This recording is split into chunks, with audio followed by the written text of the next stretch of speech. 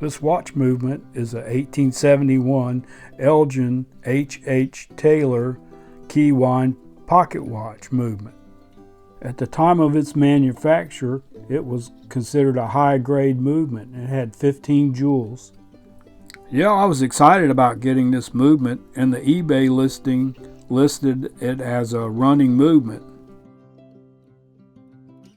Well, when I got the movement, I started looking at it and I noticed a few strange things on it that shouldn't be on a Keywind pocket watch.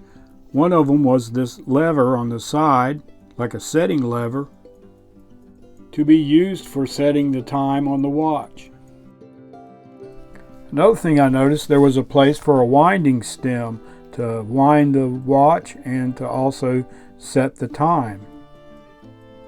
Those were two things that shouldn't be on a Keywind key set pocket watch.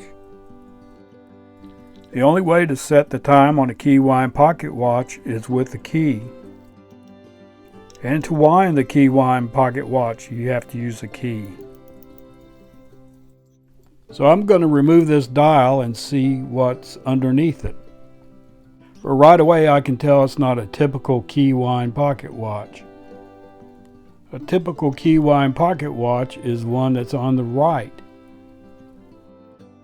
So I did a little investigation work and found out that movement on the left has had a Keywind conversion kit installed on it. The conversion kit was called an Abbott conversion kit, and it was invented by Henry Abbott, and he patented it in 1876. And what you would do is you would take your Keywind pocket watch to your watchmaker, and he would order that kit and install that kit on your Keywind pocket watch, turning it into a stem wind pocket watch. This conversion was done because Keywind pocket watches were falling out of fashion and you didn't want to look old-timey with your Keywind pocket watch. And it was probably cheaper to have that kit installed than to buy a new pocket watch. But there's a problem I'm having, is that lever is not lining up with the notch that's already cut into my case. And one more issue I found was the winding stem was too large to fit in the hole of their winding pinion. For some reason, with the kit, they used a winding pinion that had a smaller hole. Well, after doing even more research on the Abbott conversion kit, I found out that the watchmaker would take your watch case and he would modify your watch case so that the conversion kit would fit into it. And he would make a smaller watch winding stem to insert into the winding pinion.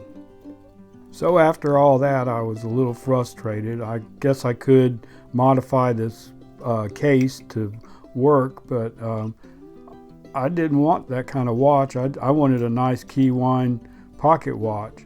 So just to let you know that what you're going to run into if you do purchase one of these on eBay.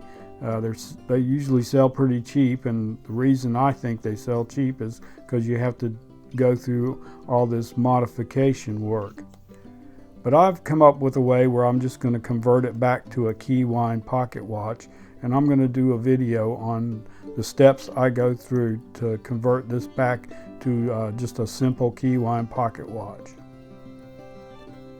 So if you like these type of videos, go to my home channel page. And the videos are organized into topics and subjects you might be interested in. And also hit that like button and subscribe.